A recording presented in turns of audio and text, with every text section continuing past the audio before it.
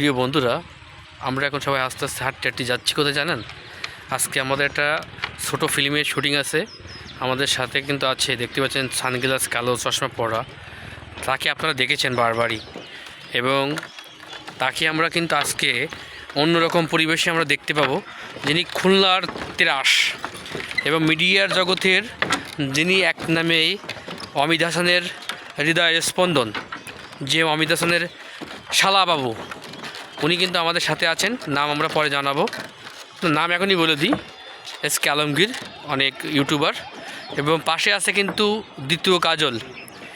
কাজলকে আমরা দেখতে পাচ্ছি, দেখেন আমরা একটা শুটিংয়ে যাচ্ছি, সেই শুটিংয়ে যাচ্ছি। দেখেন কাজল কিন্তু মাথায় সানগ্লাস দিয়েছে, দ্বিতীয় কাজল, সেই রিজাউল ভাই। গণেশবাবু কিন্তু একজন মনিটাইজেশন পেয়েছে, খুলনার কৃতি সন্তান। গণেশ একটু হাত নাড়িয়ে দেখানো হোক। গণেশ দ্বিতীয় আসিফ, যাকে আমরা বাংলায় বলি দ্বিতীয় আসিফ, আসিফ আকবরের। গণেশ হাত নাড়তে বোঝো না, গণেশ চুপই ডাটা খাটাসের মতন শক্ত দিতেছে। হ্যাঁ, আর সাথে রয়েছে কিন্তু আমাদের, দেখেন, কিং নায়ক, যিনি মান্নার দ্বিতীয় কপি, সালাম ভাই প্রবাসী। একটু হাত নাড়িয়ে দেওয়াই, দেখেন, দেখছেন, উনি কিন্তু দেখতে পাচ্ছেন। আর গণেশ কিন্তু দিলদারের পাঠ করতেছে, আপনারা দেখতে পাচ্ছেন।